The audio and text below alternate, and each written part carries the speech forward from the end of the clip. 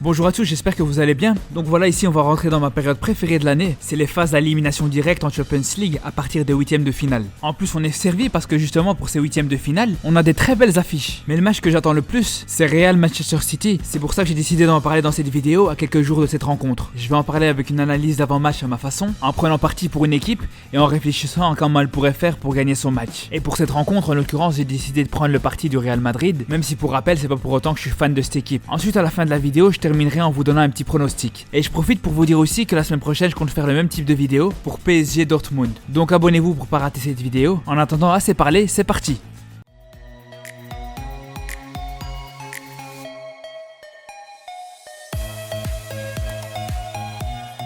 Comme je vous ai dit, ce match Real City, c'est l'une des plus belles affiches de ce huitième de finale. Il y en a certains qui disent même que ce match a un goût de classico. Et au final, c'est pas faux parce que du côté du Real, on a Zidane qui est l'un des personnages les plus emblématiques du club. Et du côté de City, on a Guardiola qui représente tout ce que le Barça constitue. Et on parle même pas de cette rivalité entre ce même Guardiola et le Real Madrid. Parce qu'entre les deux camps, il y a une grosse tension qui va même plus loin que le cadre sportif. Mais bon, c'est pas le sujet de la vidéo. Pour en revenir à cette confrontation entre ces deux équipes, c'est vrai que pour le moment, quand on compare leurs prestations au championnat, on a tendance à se dire que le Real est largement favori. Parce que les Madrilènes sont leaders de la Liga avec une seule défaite, alors que City est deuxième très loin derrière Liverpool avec 5 défaites depuis le début de la saison. Mais bon, perso, j'aurais tendance à dire qu'il faut pas se fier au championnat, parce que pour ce qui est de City, ça fait très longtemps qu'ils ont lâché la première ligue et qu'ils se servent juste des matchs de cette compétition pour préparer la Champions League qui est l'objectif principal de Guardiola. Donc ça risque d'être très compliqué pour le Real, mais bon, pour moi, ils sont tout à fait capables d'éliminer City et je vais vous dire comment. Déjà, peu importe le système dans lequel vont évoluer les Madrilènes, l'important c'est qu'en perte de balles, ils se réorganisent en 4-2-3-1. Et ça pour plusieurs raisons. La première, c'est pour neutraliser cette zone en créant un surnombre, parce que comme vous le savez, c'est la zone la plus dangereuse avec cette équipe de Guardiola. C'est la zone qu'occupent Bernardo Silva et surtout De Bruyne, qui sont parfaitement placés pour servir leur trio d'attaque en grande forme, qui est composé de Sterling, Agüero et Mahrez.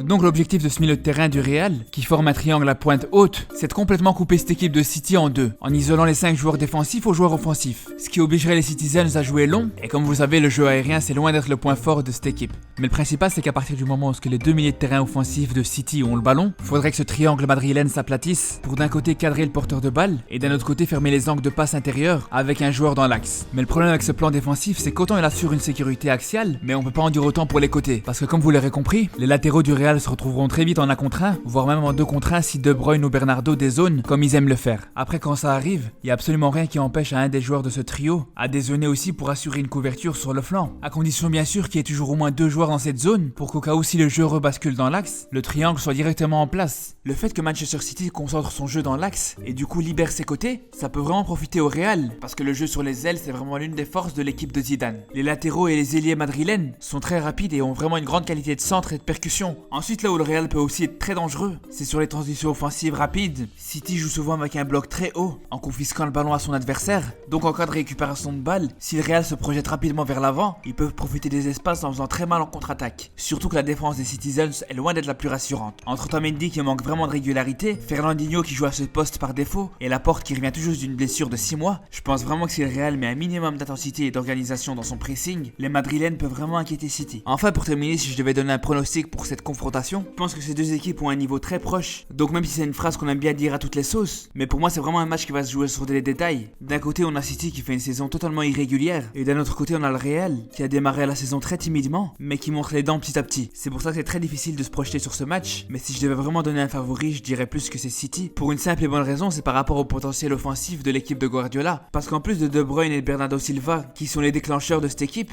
mais avec la saison que réalisent Mahrez, Agüero et Sterling, on peut dire que c'est largement au-dessus de l'attaque du Real. D'ailleurs, la preuve, c'est que si on cumule les buts de Benzema, Bale, Hazard, Rodrigo, Vinicius et même James, ils sont à 20 buts, alors que le trio d'attaque de City, juste à eux 3, ils sont à 34 buts. Donc c'est pour ça que je verrais plus City passer. Mais bon, on en reparlera le 27 février pour l'analyse d'après-match, donc n'oubliez pas de vous abonner, et sur ce, prenez soin de vous.